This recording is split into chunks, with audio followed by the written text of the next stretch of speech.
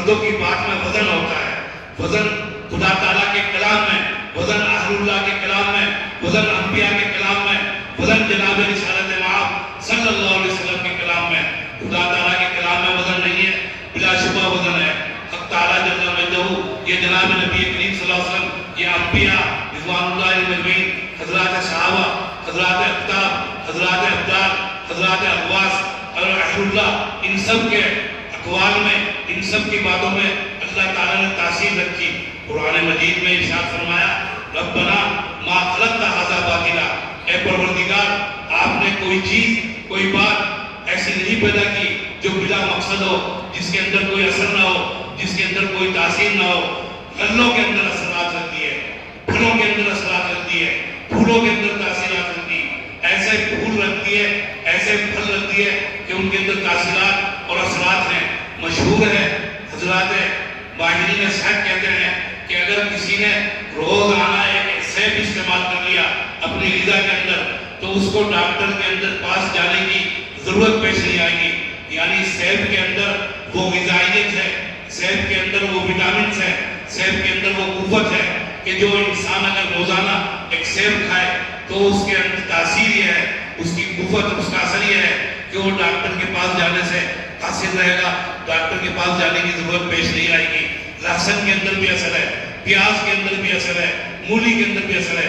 ہمارے اطباء لکھتے ہیں مولی کے بارے میں، ہاضم غیر منہضم، آپ کتنی ثقیل غذا استعمال کیجئے، پتھر کھائیے، لوہا کھائیے، ثقیل سے ثقیل غذا کھائیے، انتہا سے زیادہ سخت غیر ہاضم غذا۔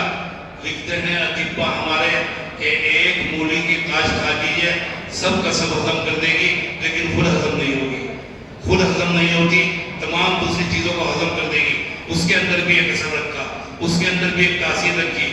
تو کلام کے اندر بھی اثر رکھا، کلام کے اندر بھی تاثیر رکھی۔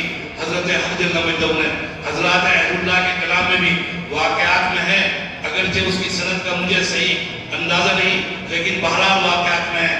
سیدنا شاہ ولی اللہ علیہ الرحمہ اور نہیں نظام الدین اولیاء، جو سلطان الاولیاء کے لقب سے معروف و مشہور ہیں، دہلی میں جن کا مزار مبارک ہے، ان کے حالات میں واقعات میں لکھا کہ ان کے ایک مرید تھے جن کا نام تھا میاں شیر سوار، بزور کرامت شیر پر سوار ہوتے اور بزور ہنٹر اژدہا کو پکڑتے، سانپ کو، اور اس پر سواری کرتے۔ ایک مرتبہ آئے حضرت نظام الدین کی خانقاہ میں، جنگل تھا اس وقت، گھنا جنگل، خانقاہ کے اندر سردی کا زمانہ، نظام الدین اوپر کی منزل میں چھت کے اوپر بیٹھے ہوئے دھوپ تاپ رہے تھے، دھوپ سے کے اندر سینک رہے تھے، دھوپ کے اندر اچانک نظر پڑی کہ ان کے مرید آ رہے ہیں اس شان کے ساتھ کہ شیر پر سوار ہیں اور ہاتھ کے اندر سانپ بطور ہنٹر لیا ہوا ہے۔ جب آئے خانقاہ کے قریب تو شیر کو بھی چھوڑ دیا اور سانپ کو بھی۔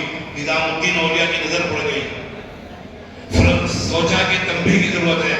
حضرات اہل علم نے لکھا، اولیاء اللہ نے لکھا کہ کرامت برحق ہے، کرامت کا انکار نہیں کیا جا سکتا، لیکن کرامت کے اظہار کو پسند نہیں کیا۔ فرمایا کہ کرامت کا اگر کوئی صاحب کرامت ہوگا، اپنی کرامت کو اس طریقے پر پوشیدہ رکھے گا، اس طرح چھپائے گا جیسا کسی دور کے اندر، کسی زمانے میں کنواری بچیاں اپنے مہینے کے کپڑے کو پوشیدہ رکھتی تھی اور چھپاتی تھی، ایسا چھپائے گا۔ نظام الدین نے چاہا کہ تنبیہ کریں اپنے مرید کو۔ جب آئے وہ میاں شیر سوار تو فرمایا کہ میاں آپ کی حکومت ابھی فقط جانوروں پر ہے، ہمارا تو یہ حال ہے کہ اگر اس دیوار کو کہیں کہ چل تو یہ دیوار چل پڑے۔ ایک دیوار پر ہاتھ رکھا ہوا تھا نظام الدین اولیاء نے، وہ دیوار کھسکنی شروع ہوئی، ہاتھ مارا حضرت نے تو فرمایا تو کہاں چلی ہے؟ ابھی تو تجھے چلنے کا حکم بھی نہیں دیا، ابھی تو تجھے چلنے کا ہم نے حکم بھی نہیں دیا۔ یہ تاثیر جب ایک اہل اللہ، ایک خدا رسیدہ بزرگ کے کلام ہے، کیا خیال ہے آپ کا حضرات صحابہ کے کلام میں؟ کیا خیال ہے آپ کا جناب رسالت مآب صلی اللہ علیہ وسلم کے کلام میں؟ کیا تاثیر ہوگی؟ ایک صحابی بیان کرتے ہیں کہ نبی کریم صلی اللہ علیہ وسلم طواف کر رہے ہیں بیت اللہ کا، آپ فتح مکہ کے بعد تشریف لائے ہیں، صحابہ کا بیان ہے ہم نے آپ کو نرغے میں لیا ہوا ہے، سیکیورٹی میں، حلقے کے اندر، خطرہ ہے کہ تازہ مکہ فتح ہوا ہے، کہیں دشمن جوش میں آ کر نوجوان آپ کو کوئی زخم نہ پہنچا دیں،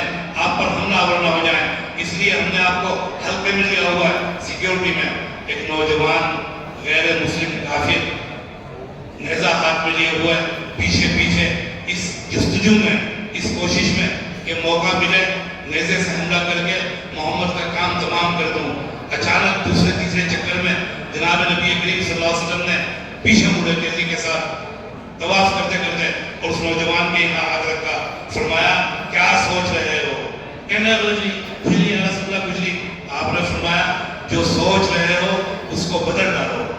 کہتا ہے کہ خدا کی قسم اتنی گفتگو ہوئی کہ آپ نے فرمایا کیا سوچ رہے ہو یہاں پر ہاتھ رکھ کر، اور میں نے کہا کچھ نہیں، اور آپ نے فرمایا کہ جو سوچ رہے ہو اتنا اس کو بدل ڈالو۔ کہتا ہے کہ اتنی گفتگو کے دوران قلب کی دنیا بدل گئی، کائنات تبدیل ہو گئی، قلب کے اندر ایک انقلاب پیدا ہو گیا، ایک جواب بھاٹا پیدا ہو گیا، ایک طوفان آ گیا۔ وہ شخص جس کا دین سب سے زیادہ